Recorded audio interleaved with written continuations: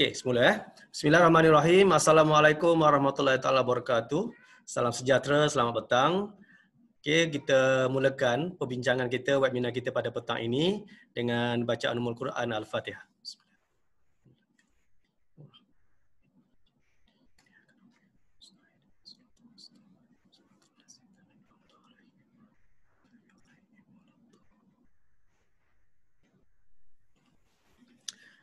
Alright. Okey, seperti yang dia dijanjikan, insyaAllah pada hari ini, petang ini, saat ini, kita akan teruskan dengan webinar Cakna Ubat, siri 2, ubat berdaftar. Okey, Alhamdulillah, 110 orang yang berdaftar. Alhamdulillah pada petang ni kita ada berapa orang? Kita ada 40 orang, 38 orang. Okay, Alhamdulillah, 1/4 lah daripada yang berdaftar. Okay, untuk sijil e-cert nanti, saya akan bagikan satu borang untuk tuan-tuan dan perempuan isi di akhir nanti untuk mendapatkan e-cert. Okay, esok insyaAllah saya akan bagi panduan bagaimana untuk mendapatkan e-cert tersebut melalui email tuan-tuan dan perempuan. Okey, sebelum saya teruskan dengan tajuk kita pada hari ini, saya kira saya nak kenal dulu dengan orang-orang yang mendengar celoteh saya ni. Daripada pendaftaran tersebut, 99% adalah orang KKM kita sendiri, orang farmasi, penolong pegawai farmasi. Saya nak tanya, berapa orang yang bukan daripada Kementerian Kesihatan Malaysia? Ada ke? Boleh chat ke apa ke? Yang bukan daripada Kementerian Kesihatan Malaysia. Sebab yang berdaftar tu ada 2 orang tau yang bukan daripada KKM. Ada. Kita ada. Okey, so sekiranya yang ada ni semua daripada Kementerian Kesihatan Malaysia, daripada Jabatan Kesihatan Negara, kira adik-beradik lah kita semua ni. Jadi kita tak adalah nak buat rasmi sangat. Kita berceloteh sesama kita. Kalau tuan-tuan dan perempuan nak buka mic, tak ada masalah sebab saya guna Unify kat rumah ni agak laju. So mungkin yang membataskannya mungkin line tuan-tuan dan perempuan sendirilah. Line saya host, sebagai host, agak laju 100 MB per second. Jadi kalau sebenarnya tuan-tuan dan perempuan kalau nak buka mute, nak buka video tak ada masalah untuk saya. Untuk saya punya part lah. Mungkin masalah kepada tuan-tuan dan perempuan sahaja.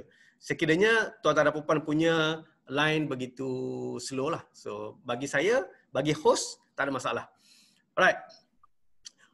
Okay. Adakah tuan-tuan dan perempuan semua sudah bersedia?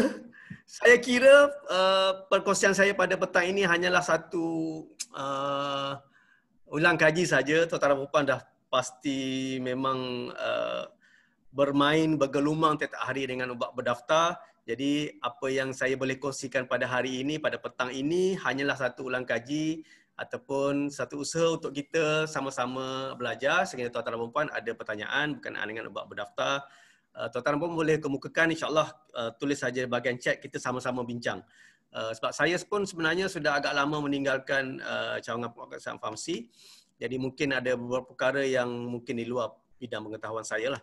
Okay. Untuk topik perbincangan ubat berdaftar pada hari ini, oleh kerana tuan-tuan dan perempuan ni memang tiap-tiap hari bermain dengan ubat berdaftar, kita tinggalkan dulu ubat yang di hospital tersebut.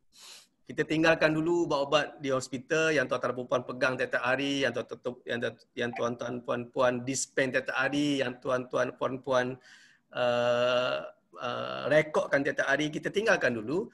Biarlah kita hari ini kita berbincang tentang ubat berdaftar yang di luar fasiliti kita, yang mungkin kita pun tak tahu, tetapi ada di antara pesakit-pesakit kita, ada di antara orang ramai masyarakat yang menggunakannya, dan kita takut ianya berbalik pada kita kembali, ubat-ubat berdaftar tersebut.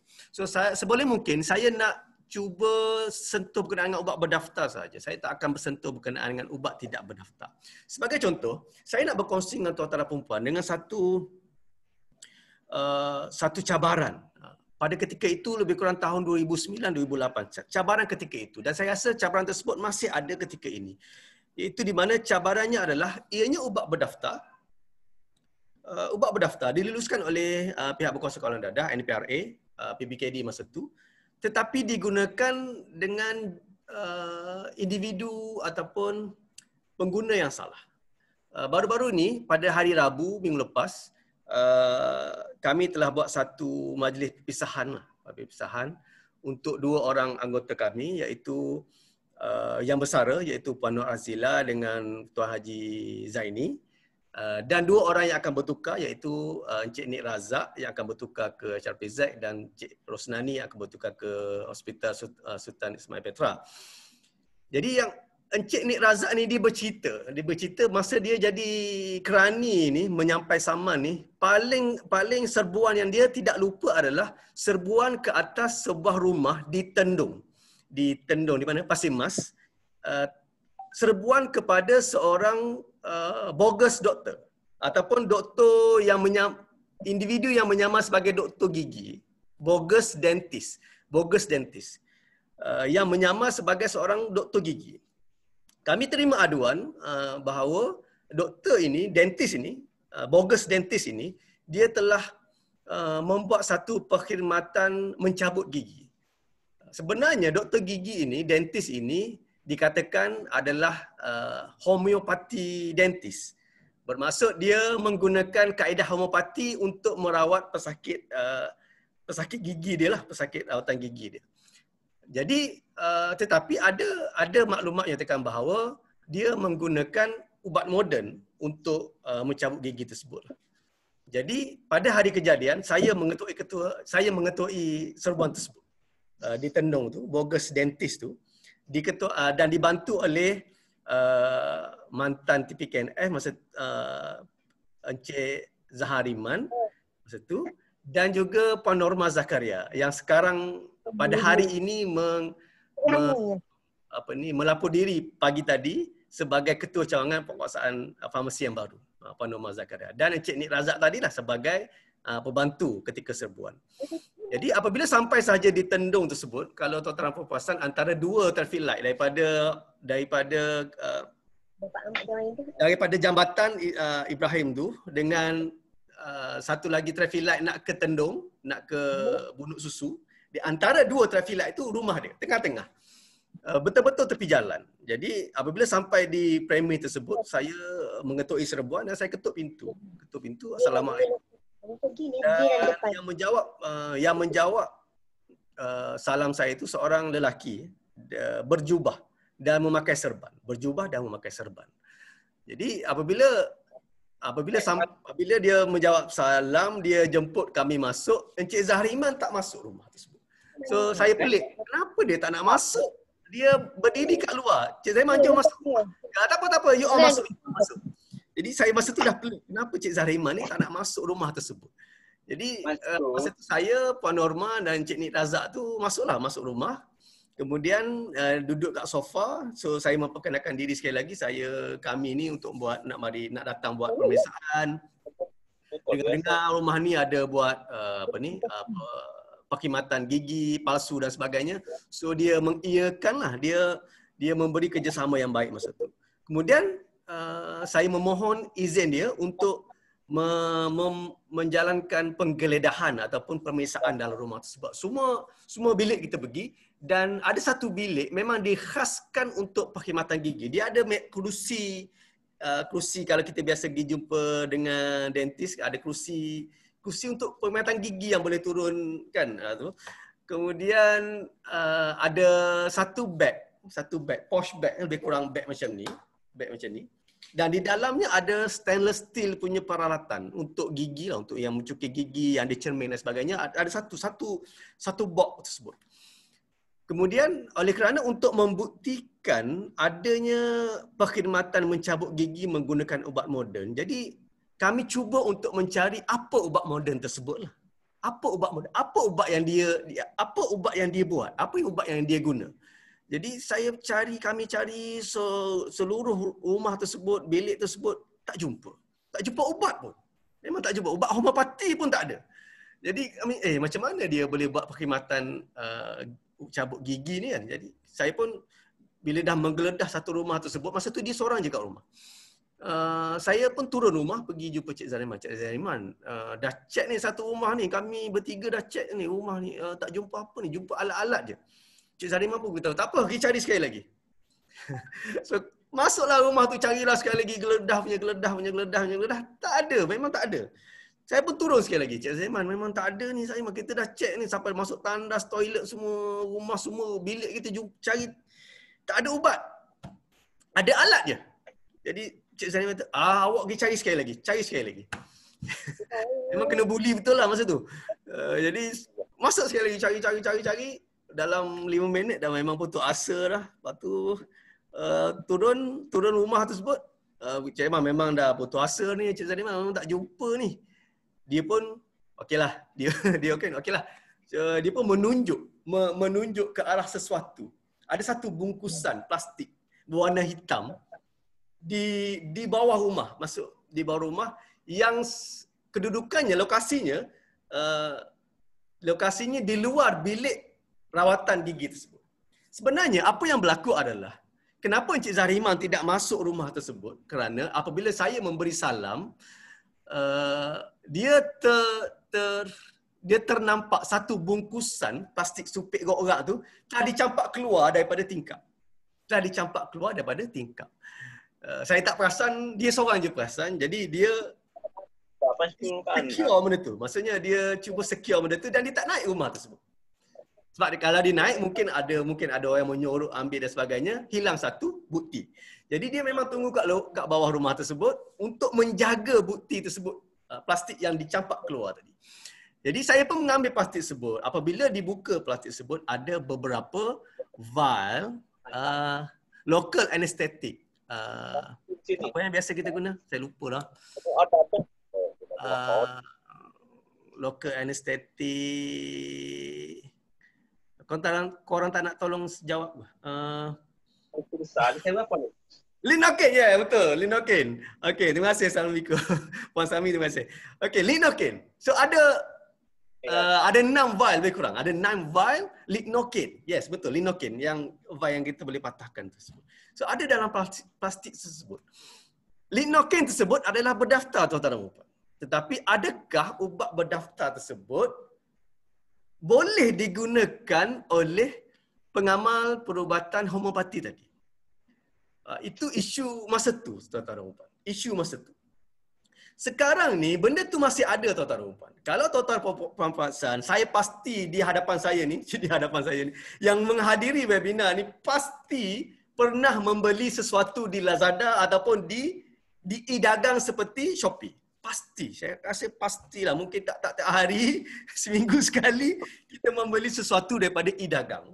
Sama ada Lazada ataupun Shopee. Tuan-tuan dan puan, banyak ubat-ubatan yang berdaftar boleh dan ada dijual di e-dagang ini. Malah ada juga ubat-ubat moden yang sepatutnya tidak dijual di e-dagang walaupun ianya berdaftar dengan Kementerian Kesihatan Malaysia. Barangkali di e-dagang tersebut, tuan-tuan dan puan, ubat-ubatan tuan-tuan dan puan guna di hospital. Contohnya seperti metformin, tuan-tuan dan puan, mungkin ada dijual di e-dagang. Mungkin metformin disebut dijual di Shopee dan dijual sebagai ubat untuk menguruskan badan. Bayangkan tuan-tuan dan puan. Jadi topik saya pada hari ini, saya tak akan sentuh berkenaan dengan ubat tidak berdaftar. Tapi kita cuba sentuh berkenaan dengan ubat berdaftar dan bagaimana dan apa cabaran-cabarannya yang mungkin kita hadapi ketika ini berkenaan dengan ubat berdaftar. Alright, tuan-tuan dan puan. Nak sambung cerita tadi, berlakulah sesuatu benda yang amat bersejarah lah bagi diri saya berkenaan dengan serbuan tersebut. Saya ada 1 jam masa dengan tuan-tuan dan puan. Oleh kerana hari ini cerita pasal ubat berdaftar, tuan-tuan dan puan semua dah tahu. So tuan-tuan dan puan dengar cerita saya je lah. Okey. Jadi nak dijadikan cerita, nak dijadikan satu sejarah pada hari itu, tuan-tuan dan puan. Kenapa Encik Nik Razak pada pertukaran dia, majlis persaraan pertukaran dia disebut berkenaan dengan serbuan ni, kerana serbuan ni begitu unik, kerana kami semua pada selepas saya jumpa sahaja vial tersebut, kami berempat dikecam. Kami berempat bukan dimarah, lebih daripada dimarahi ni. Kami bukan dikecam. Macam mana apa ayat dia? Lama tak bagi ceramah, tuan-tuan dan puan. kami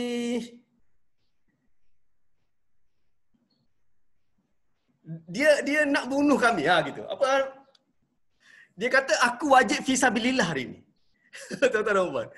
Apabila saya memohon kad pengenalan, dia tak bagi kad pengenalan macam kita punya tu. Tahu dia bagi kad pengenalan apa? Dia bagi kad pengenalan rela, tuan-tuan dan puan.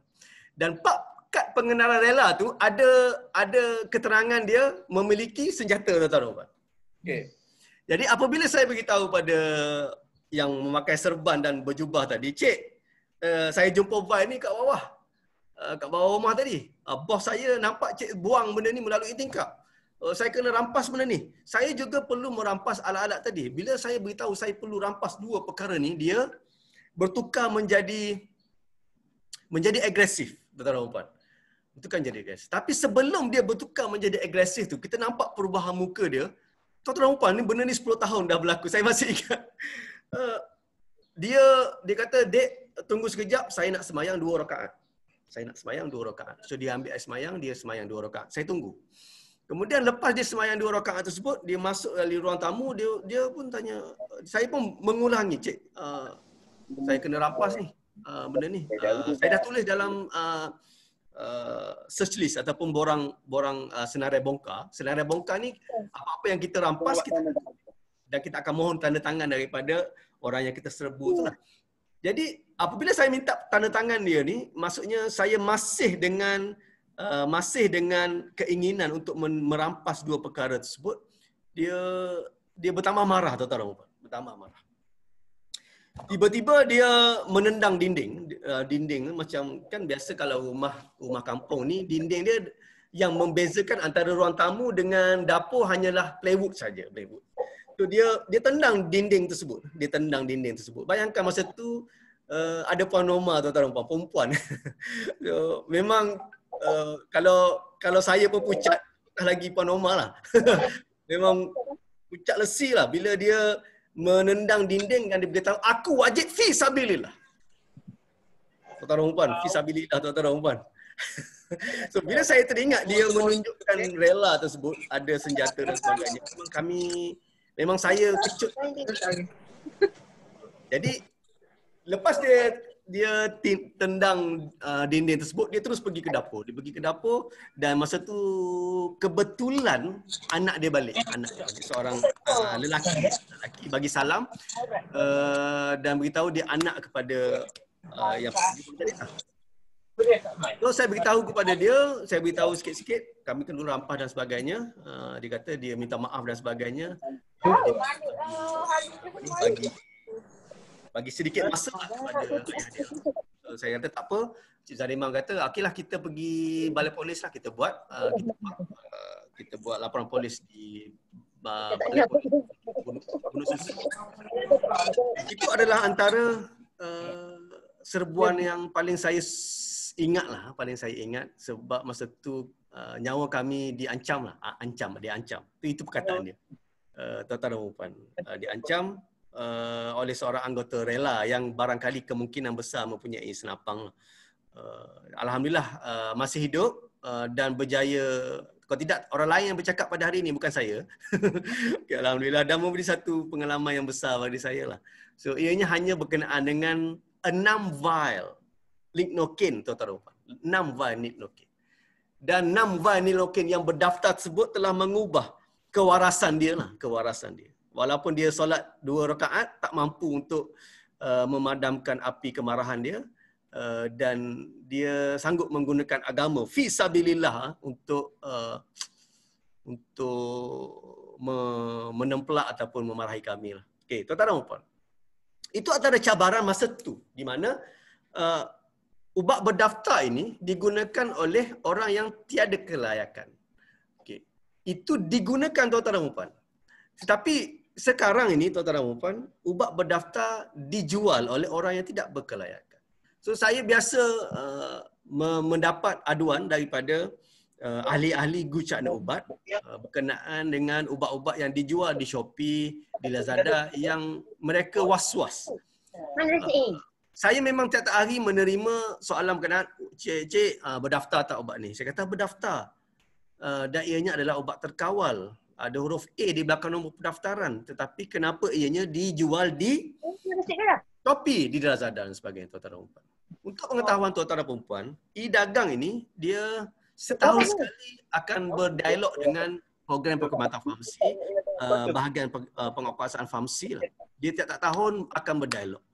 Tetapi benda yang sama berulang, tetapi sama sekiranya pihak penguasaan farmasi ini membuat apa-apa serbuan kepada orang yang menjual di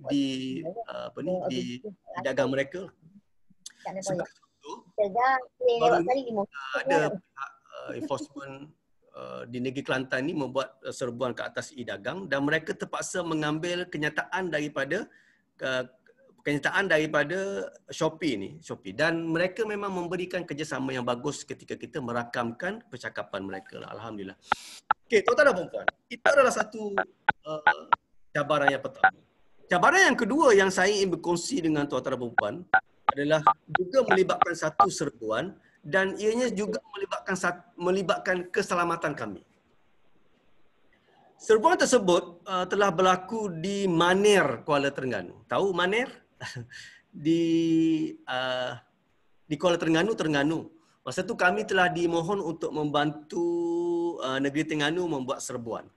Dulu suka dulu. Oleh kerana pegawai penguasa farmasi ni tak ramai, jadi biasanya setiap negeri ni akan organize satu serbuan besar-besaran. Kita panggil Jom Heboh. Kita panggil Jom Heboh.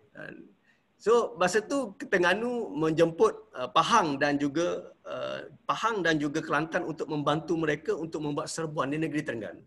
Jadi masa tu saya telah diarahkan untuk membuat satu serbuan di Maner berkenaan dengan satu produk tradisional berdaftar. Produk tradisional yang berdaftar dengan Kementerian Sosial Malaysia dikilangkan di Macang, Kelantan. Okay, di sebuah kilang yang mempunyai good manufacturing practice ataupun GMP, tuan-tuan dan puan, di negeri Kelantan. Dia buat di negeri Kelantan. Tetapi apabila kita membuat analisa kepada ubat tradisional tersebut, didapati bahawa ubat tradisional tersebut mengandungi sildenafil ataupun Viagra lah. Okay. Jadi, di mana kami buat serbuan tersebut? Di mana ni? Di Gelanggang Silat, Persatuan Silat Gayung Malaysia Negeri Terengganu, lebih kurang macam itulah. Gelanggang silat tersebut dikepunyai dimiliki oleh Presiden Persatuan tersebut. Presiden Persatuan Gayung macam itulah lebih kurang. Presiden sendiri.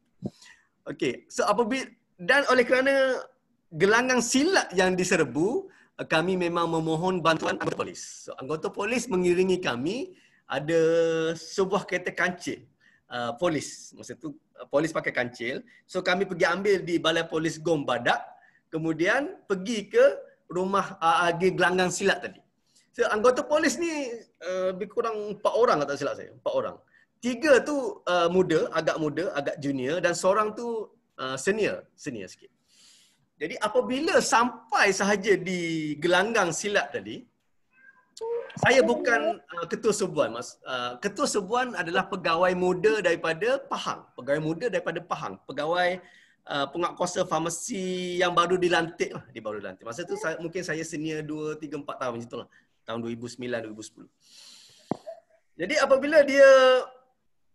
apabila sampai saja, anggota polis dia lambat sikit, dia bagi orang kita dulu masuk. Anggota polis masa tu macam saya juga, anggota serbuan jadi lambat sikit lagi, duduk belakang-belakangnya dulu.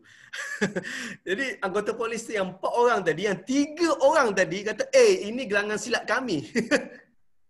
Tempat dia belajar silat 3 orang tu, kat situ 3 orang anggota polis tu. So dia kata, kami tak boleh terlibat ni. Dia biasanya kalau kita minta bantuan, kita tak beritahu kat mana kita nak serbu. Kita takut bocor dan sebagainya lah. So kita ambil, kita tak beritahu kat mana kita nak pergi. Apabila sampai kat pusat silat tadi, 3 orang tadi, ini tempat kami belajar silat. Jadi kami tak nak ikut lah. Jadi 3 orang nanti masuk balik dalam kancil. Seorang tinggal yang senior tadi. So yang senior tadi pun lepak-lepak, relax-relax kat luar. yang naik itu adalah pegawai muda tadi 2-3 orang. Dan saya pun mengekori jauh sikit. Apa yang berlaku adalah sedikit mengecewakan saya apabila komunikasi pegawai muda tersebut bagi saya pendapat saya adalah tidak tepat, tidak betul, tidak profesional. So dia seolah-olah masuk masuk pusat serbuan ni dengan kuasa yang dia ada yang begitu besar. Contohnya situasinya begini. Kami ni pada KKM. Ini surat saya. Saya nak cari, faham tak maksud saya? Maksudnya dia tidak menggunakan budi bicara ataupun komunikasi yang betul lah untuk membuat serbuan tersebut. Apatah lagi tempat tersebut tempat yang berisiko tinggi, gelanggang silap tuan-tuan dan puan. Bukan rumah biasa ataupun kediaman biasa. Jadi risikonya ada di situ. Risikonya ada. Jadi apabila dia berkomunikasi dengan tidak betul, maksudnya cerminan ataupun komunikasi daripada orang yang kita serbu tersebut pun tidak akan mesra, tidak akan profesional juga. So sama-sama akan jadi tegang. Jadi apabila saya nampak ketegangan tersebut, saya mungkin oleh kerana saya paling senior kat situ, saya masuk campur. Saya minta maaf, saya memperkenalkan diri balik, saya beritahu betul-betul, dan pemilik gelanggang tu tak ada, presiden tu tak ada.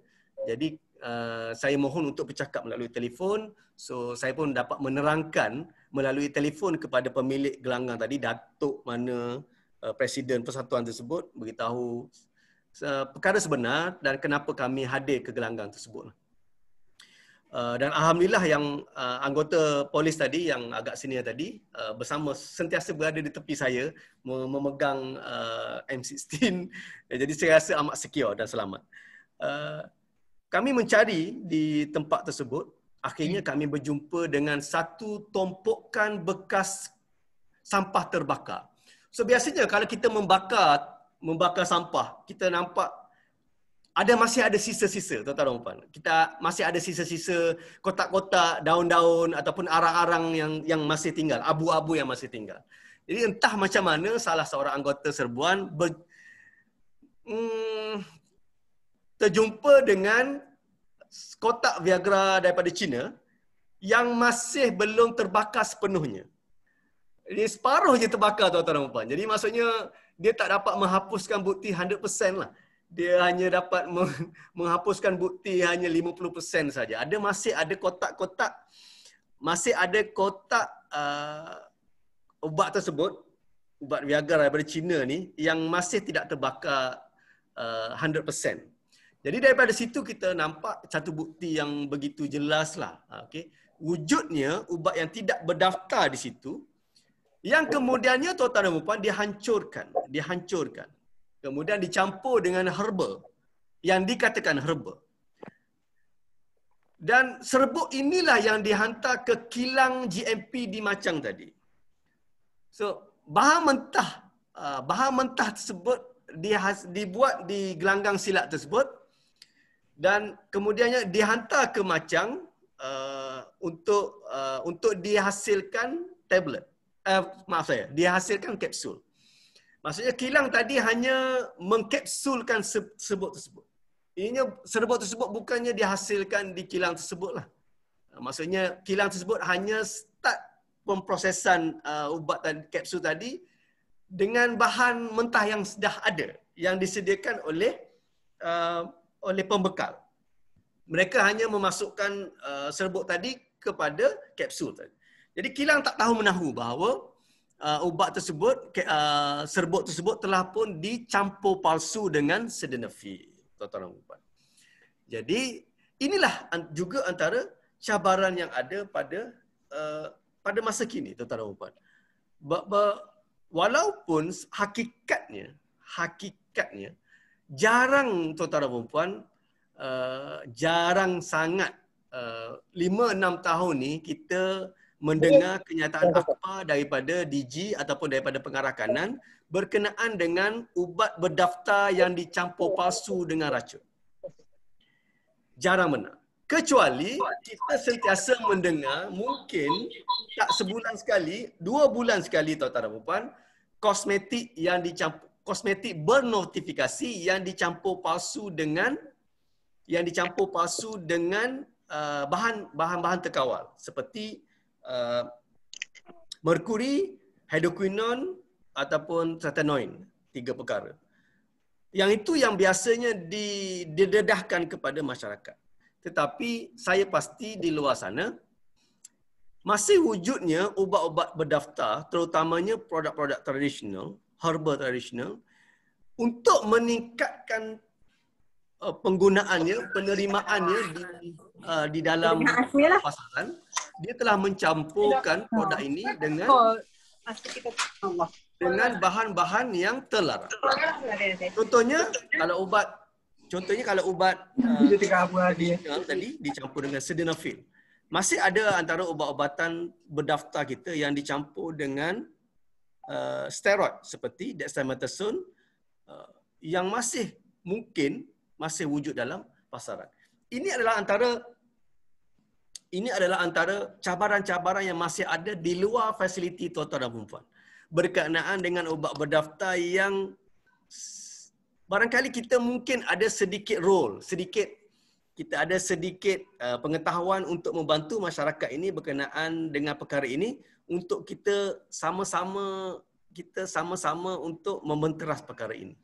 Yang pertama, bagaimana kita boleh membantu? Pihak penguasaan farmasi Kementerian Kesihatan Malaysia telah menjalankan satu kempen. Klik dulu iklan ini, tuan-tuan dan puan. Klik dulu iklan ini.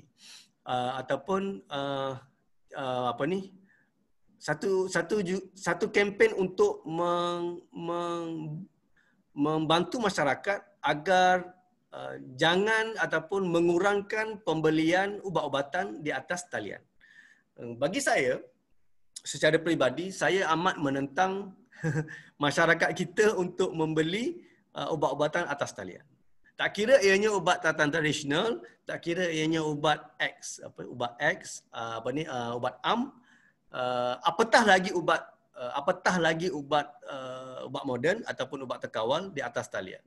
Saya percaya kehadiran manusia, sama ada tuan-tuan dan puan-puan, sama ada doktor, sama ada ahli farmasi komuniti masih diperlukan untuk menjual ubat-ubatan ini kepada masyarakat. Kerana sehingga kini tuan-tuan dan puan-puan terlalu banyak tomahan ataupun mitos-mitos berkenaan dengan ubat-ubatan. Apatah lagi pada hari ini kita telah menerima vaksin COVID. Alhamdulillah pada pukul 10 pagi tadi secara langsung tuan-tuan dan puan. Jadi kami di Ibu Pejabat memang menyiarkan tadi secara langsung. Alhamdulillah TPKNF begitu berminatlah melihat ketibaan vaksin pertama, tuan-tuan dan puan. Jadi terlalu banyak mitos-mitos berkenaan dengan vaksin, mitos-mitos berkenaan dengan vitamin C. Begitu banyak kenyataan-kenyataan ataupun ilmu-ilmu yang tidak benar yang di-share ataupun yang disebarkan kepada orang awam. Jadi ini adalah satu tanggungjawab kita bersama untuk membantu sedikit sebanyak masyarakat agar dapat membetulkan mitos-mitos ini. Okey, tuan-tuan dan puan.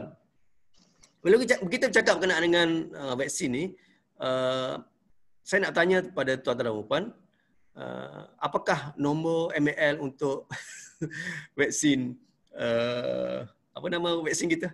Vaksin Pfizer Comirnaty. Tuan-tuan dan puan, ada siapa tahu nombor pendaftaran MAL untuk vaksin kita? Berdaftar ke tidak vaksin kita? Bila didaftarkan vaksin tu?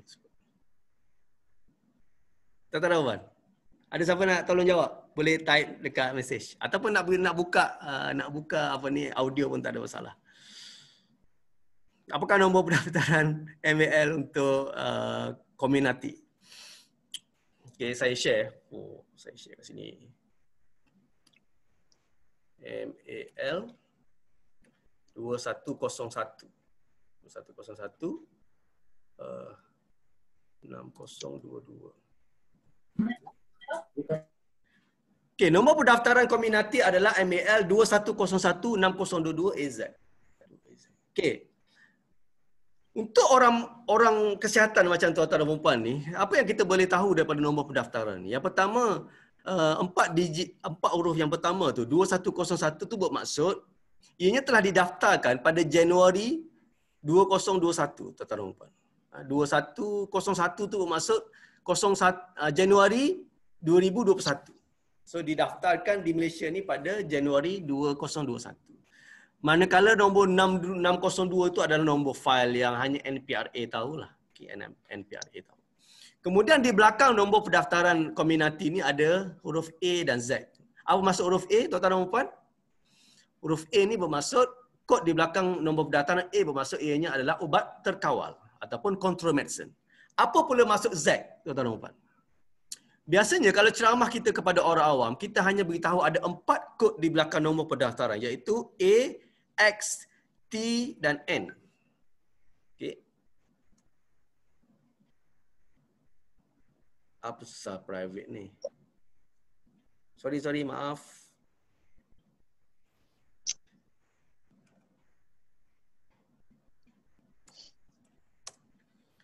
Okey, saya letak dekat chat tu nombor pendaftaran dia, MAL 21016022 AZ. Okey. 4 kod di belakang nombor pendaftaran adalah A, X, T dan N. A, X, T dan N. A merujuk kepada ubat berdaftar, tuan-tuan dan puan. Ubat-ubat yang tuan-tuan dan puan guna sekarang di dekat hospital, semuanya adalah ubat terkawal. Ada huruf A di belakang nombor pendaftaran. Kecuali paracetamol ada huruf X. Kecuali ubat cair darah tu apa nama dia? Apa nama ya Allah. Pun huruf X di ubat am. Aspirin ya, aspirin. Huruf X. Okey, kemudian huruf T untuk ubat tradisional. Ubat T tradisional, tak kira lah Tok Ali ke Kak Cik Fatimah. Okey, seterusnya huruf N untuk suplemen kesihatan. Contohnya macam vitamin C ataupun ubat-ubat herbal modern seperti spirulina, galik dan sebagainya. Okey, dia ada huruf A, X, T dan N. Tetapi tuan-tuan dan puan, kalau tuan-tuan tengok pada betul-betul pada nombor pendaftaran produk tuan-tuan dan puan dekat hospital ataupun dekat klinik, dekat farmasi, dia ada lagi kecuali selain daripada huruf A, X, T dan N, ada lagi kat belakang tu. Okey, antaranya contoh kalau saya boleh berkongsi dengan tuan-tuan dan puan, yang paling biasa yang kita jumpa di belakang huruf selepas nombor pendaftaran A, X, T, N ni adalah huruf C. C adalah merujuk kepada kontrak. C adalah merujuk kepada kontrak. Bermaksud pemilik nombor pendaftaran tersebut, pemilik produk tersebut tidak mempunyai kilang GMP dia sendiri. Maka dia telah mengkontrakkan pembuatan penghilangan ubat dia kepada kilang kontrak yang ada GMP.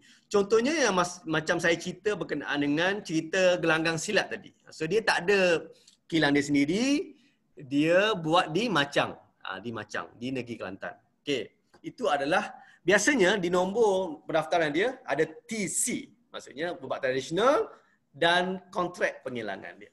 Right. Okey, saya takut benda ni orang tanya kita, itu dengan ceramah AXT dan N ya, kenapa tiba-tiba ada huruf Z? Kenapa ada tiba-tiba ada huruf C? Jadi C itu merujuk kepada kontrak, penghilangan kontrak. Okey, boleh faham? Tuan-tuan dan puan dapat sesuatu? Okey. Seterusnya dia ada huruf E, tuan-tuan dan puan. E ataupun E. E ini adalah untuk export. For export only. Jadi saya rasa for export only maksudnya tak perlu ada lah dekat kita ni, maksudnya dia export keluar lah kan. Okey. Kemudian dia ada huruf R. R ni adalah untuk pack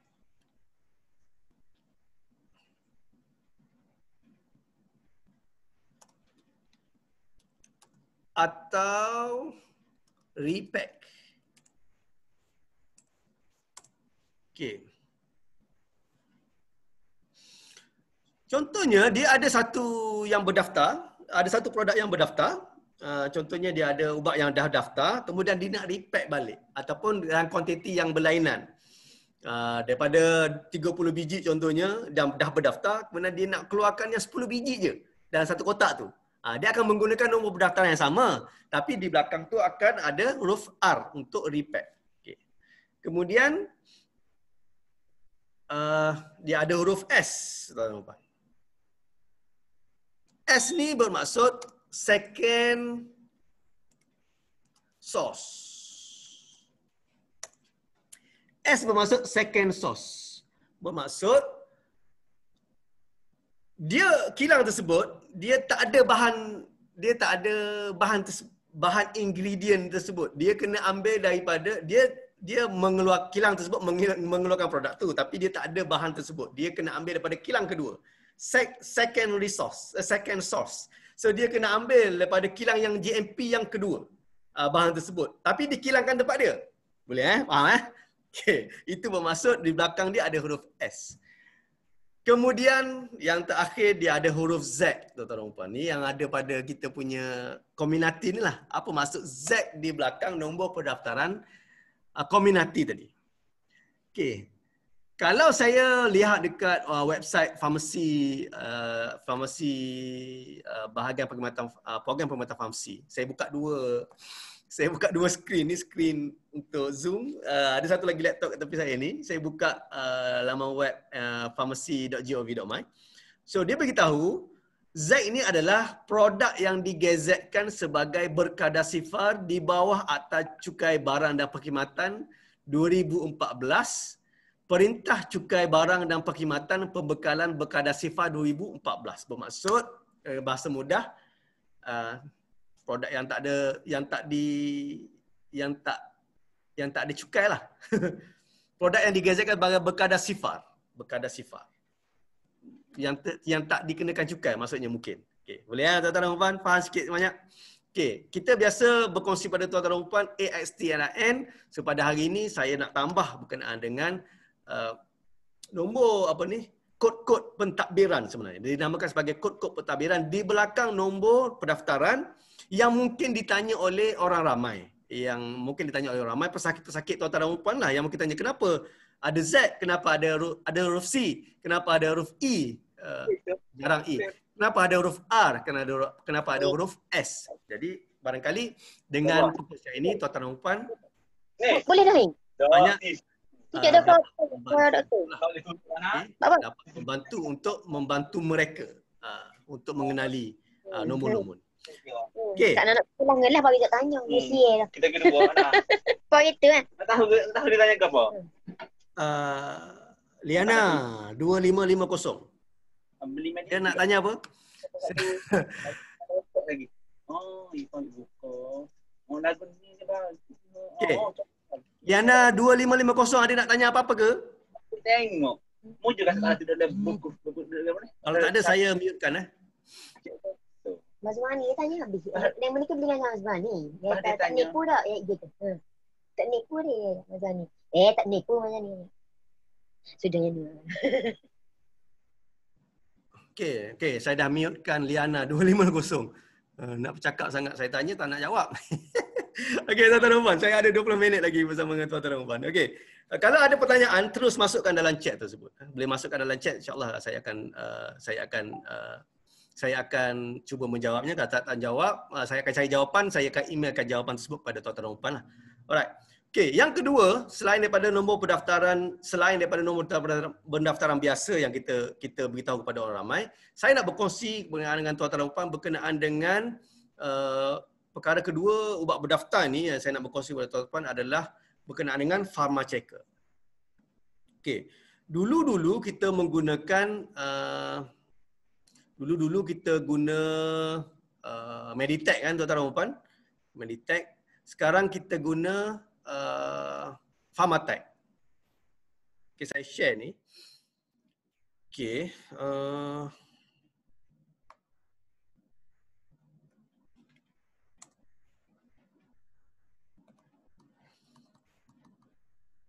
okey, dulu kita pakai hologram Meditech tuan-tuan dan puan. Kita ada berapa edisi, banyak, 3, 2006, kemudian ada Meditech TM, Meditech 3, Meditech 4. Meditech 4 ni barangkali mungkin masih ada dalam pasaran. So dulu Meditech ni kita gunakan Meditech Checker.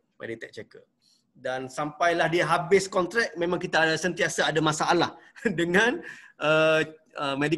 Meditech checker ni yang kita pakai kad tu kan, memang ada masalah. Okey, bermula tahun lepas September 2020, Meditech ini telah pun ditamatkan kontrak dia. Tetapi mungkin masih ada produk yang mempunyai hologram Meditech di pasaran. Okey, di pasaran. Dia hanya akan sebab dia mungkin keluar di pasaran sebelum 1 September 2020. Okey, dan biasanya selepas dia tak luput, dia akan hilang begitu sajalah. Okey, bermula 1 bulan 9 2020 kita ada hologram Pharmatech. Kita ada hologram Pharmatech. Jadi hologram Pharmatech ini adalah kontrak baru, syarikat baru, dan juga mempunyai ciri-ciri baru yang membantu kita untuk mengenal pasti ubat berdaftar ini betul-betul berdaftar ataupun tidak. Sebelum itu, saya nak tanya kepada tuan-tuan dan puan-puan, adakah tuan-tuan dan puan-puan mendownload ataupun memuat turun Pharmatech Checker? Pharmachecker, sorry. Pharmachecker. Ada yang download tak? Siapa yang download? Saya nak bagi. Siapa yang download? Saya nak tanya. Siapa yang download Pharmatech Checker? Pharmachecker. Ada?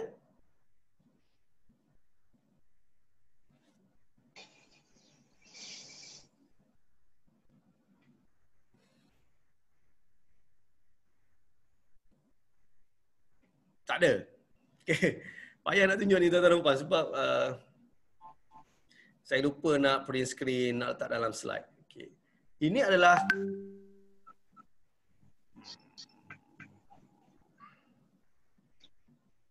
ini adalah Pharmachecker. Nampak tak tuan-tuan dan puan?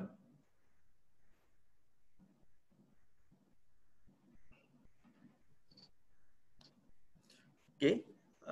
Pharmachecker. Percuma saja, boleh tengok dekat store. Okey, boleh muat turun secara percuma.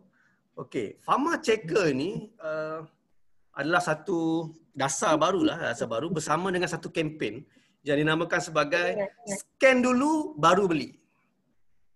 Nampak tu? Tak nampak 2 minggu lagi tuan-tuan. Nampak? Nampak. Okey, scan dulu baru beli adalah satu kempen baru daripada program perkhidmatan farmasi. Okey, dasar adalah satu dasar kita lah, dasar perkhidmatan farmasi kepada orang awam. Jadi kalaulah ianya satu benda baru kepada orang awam, kita sebagai anggota farmasi kena tahulah. Kita dulu patutnya kena tahu. Jadi kempen ini dikenali sebagai scan dulu baru beli. Scan dulu baru beli. Jadi kita nak menyuruh orang awam pakai, jadi alangkah bagusnya kita yang pakai dulu. Betul tak tuan-tuan dan puan? Jadi saya ingin merayu kepada tuan-tuan dan puan. Saya ingat dia punya file ni tidak besar pun kita nak muat turun, download. Jadi saya nak mohon kepada tuan-tuan dan puan peserta webinar pada hari ini sebagai salah satu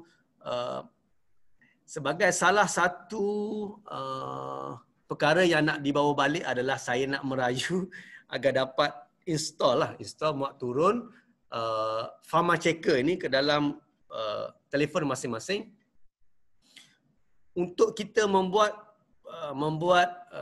semakan atau scan produk-produk berdaftar, produk-produk ubat sama ada untuk diri kita ataupun untuk ahli keluarga kita ataupun untuk masyarakat, untuk pesakit-pesakit tuan-tuan dan puan yang berjumpa dengan tuan-tuan dan puan agar dapat membantu mereka memastikan bahawa produk yang mereka beli benar-benar menggunakan hologram Pharmatech yang tulen. Apabila mereka menggunakan hologram Pharmatech yang tulen, bermaksud produk yang digunakan adalah produk yang benar-benar berdaftar dengan Kementerian Kesihatan Malaysia. Okey, boleh yang tuan-tuan dan puan? Okey, saya stop share. Dulu pernah download, dah uninstall. Dulu nama lain sebab dulu dia Meditech. Dulu kita ada MediQuest, kita ada Meditech Checker. Sekarang kita hanya menggunakan satu saja iaitu pharma checker. Jadi kalau tuan-tuan dan puan, kalau saya boleh tulis kat sini, pharma checker. Okay. Inilah perkara yang ingin saya berkongsi dengan tuan-tuan dan puan. Sejam ni tuan-tuan dan puan, saya tak cerita pasal ubat berdaftar kena ada nombor pendaftaran MAL, kena ada hologram Meditech. Tapi saya nak sebab saya pasti yang menyertai webinar pada hari ini semuanya anggota Kesihatan Kementerian Kesihatan Malaysia, semua farmasi, semua pembantu farmasi, penolong pegawai farmasi, semua dah tahu berkenaan dengan ubat berdaftar ni. Saya just nak melontarkan permasalahan, dua isu yang saya nak lontarkan pada tuan-tuan dan puan. Saya recap balik. Yang pertama, ubat berdaftar ni cabarannya yang pertama penjualan di penjualan ataupun penggunaan oleh orang-orang yang tidak ada tauliah. Okey. Yang keduanya adalah penggunaan pharma checker untuk kita membantu mengesahkan ketulinan hologram Pharmatech. Jadi inilah dua perkara yang saya nak berkongsi selama 1 jam ini dengan tuan-tuan dan puan. Kita ada 8 minit lagi sebelum pukul 4. Sekiranya tuan-tuan dan puan ada pertanyaan, boleh saja unmute dan bercakap, ataupun boleh saja type pada gurangan chat lah untuk sama-sama kita bincangkan berkenaan dengan topik kita ubat berdaftar pada hari ini. Okey. Saya nak berkongsi tuan-tuan dan puan last sekali.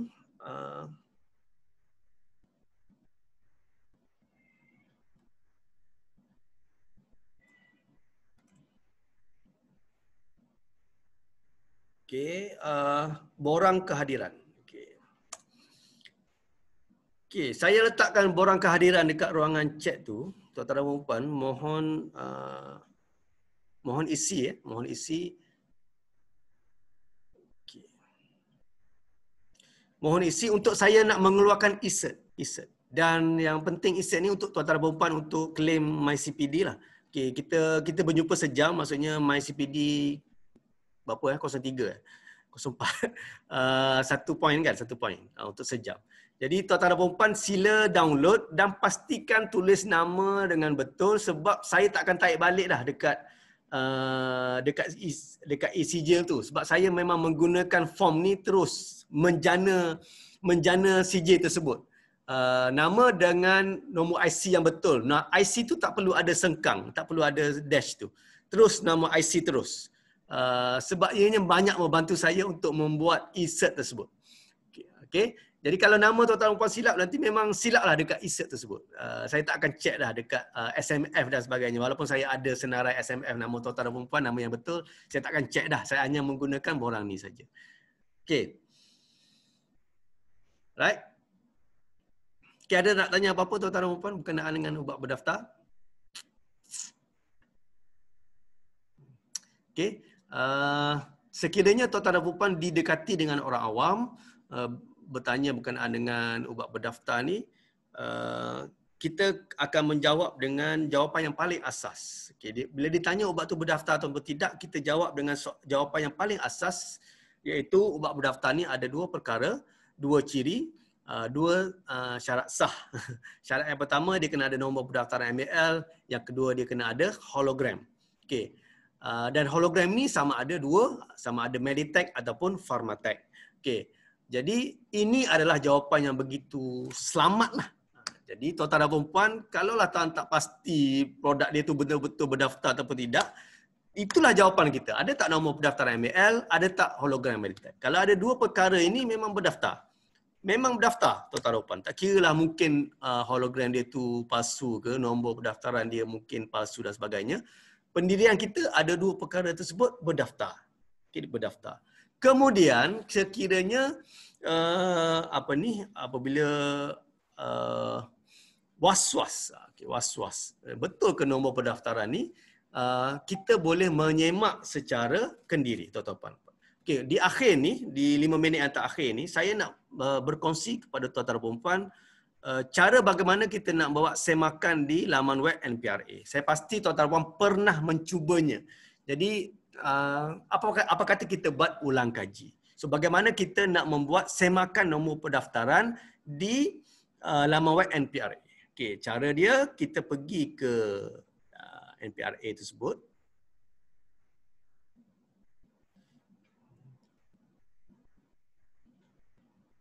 Okey.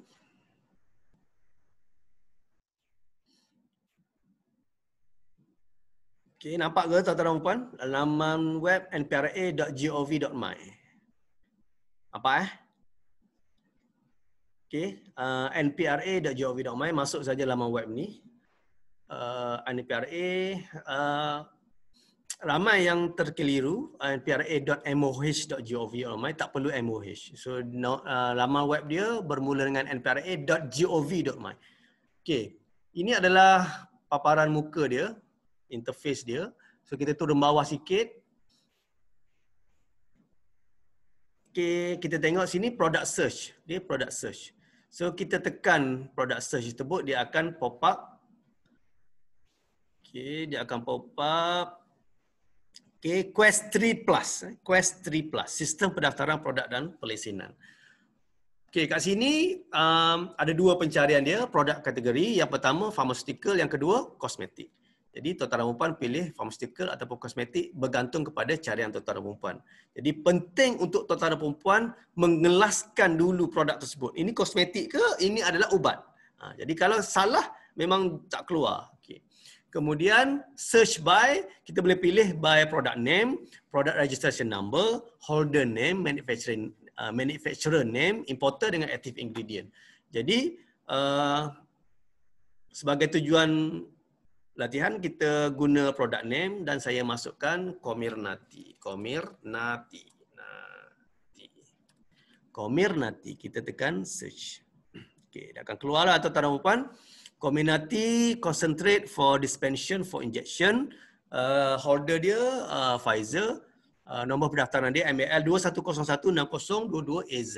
Betul So kalau kita tekan nombor pendaftaran MAL ni, dia akan keluar banyak lagi maklumat. Okay, contohnya holder dia, holder address, nombor telefon, manufacturer, kat mana tuan-tuan dan puan? Dekat Belgium. Dekat Belgium. Importer siapa? Importer address, alamat dia, kemudian active ingredient dia. Okay, BNT 162B2. Okay, satu tray mengandungi 195 vials. Okay. So Kelantan dapat berapa tray? Yang lagi seminggu dua ni, insyaAllah kita akan dapat 8 tray kot. 8 tray. Untuk fasa pertama, 8 tray. Okay. So kita boleh darat lah 8 darat 195. Satu vial untuk berapa orang? 6 orang yang tuan-tuan dan puan. So kita boleh kira lah berapa orang untuk fasa pertama yang akan dapat Comirnaty di negeri Kelantan. Okay, sekiranya inilah maklumat-maklumat yang ada. Okay, ini adalah satu contoh bagaimana kita nak membuat pencarian berkenaan dengan produk. Tuan-tuan dan puan juga boleh buat pencarian berkenaan dengan kosmetik, sama saja. Kita boleh pilih sama ada product name, notification number, holder name, manufacturing name ataupun importer. Jadi mungkin kita boleh try kosmetik apa yang viral, Atomy. Atomy.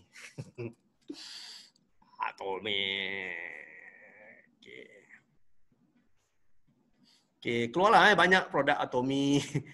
Ada 155 produk Atomy yang bernotifikasi. Saya bukan nak mengiklankan Atomy, just viral, pernah viral Atomy kan.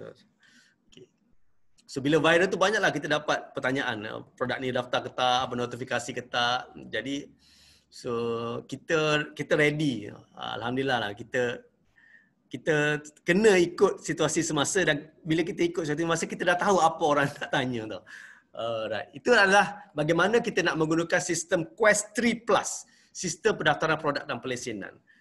Kalau tuan-tuan dan puan dapat familiar dengan benda ni dan dapat membantu orang lain menggunakannya, alhamdulillah tuan-tuan dan puan, adalah satu benda yang begitu baguslah, bagus. Bagaimana kita boleh menambahkan skill kita untuk membantu orang lain.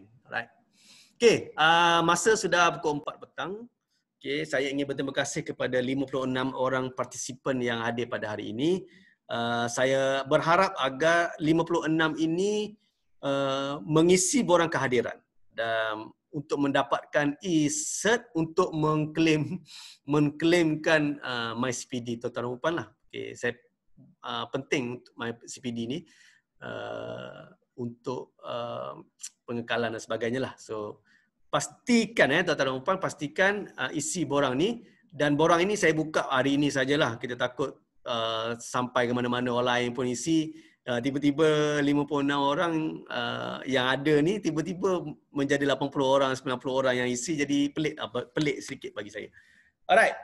Okay, sampai di sini saja pertemuan kita, webinar kita pada hari ini.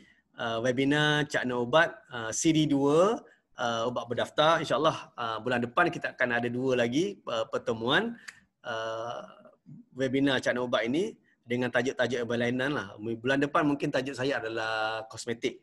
Puan Rohaida saya tak pastilah apa dia punya tajuk, saya tak ingat. Sebenarnya dah ada senarai itu. Tapi saya tak ingat. Tapi saya kosmetik insyaAllah pada minggu ketiga bulan Mac. InsyaAllah saya akan berkongsi berkenaan dengan kosmetik. Okey, sekiranya tiada apa-apa, saya ingin memohon maaf sekiranya dalam perkongsian saya pada hari ini tak ada slide. Saya just apa yang spontan saja keluar pada kepala minda saya bersama-sama dengan tuan-tuan dan puan.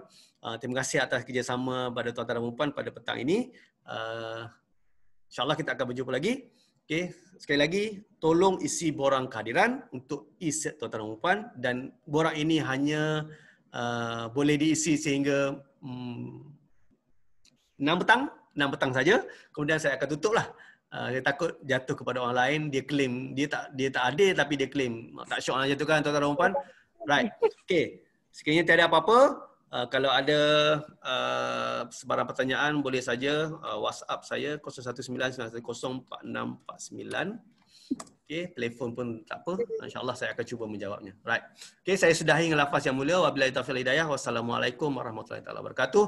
Kepada yang menyambung bertugas, selamat bertugas. Saya sudah rehat, saya sudah balik ke rumah.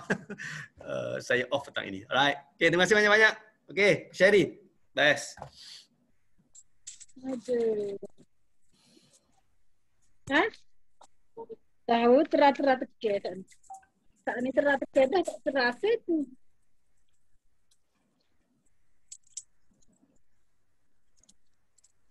Aduh. Harap lah.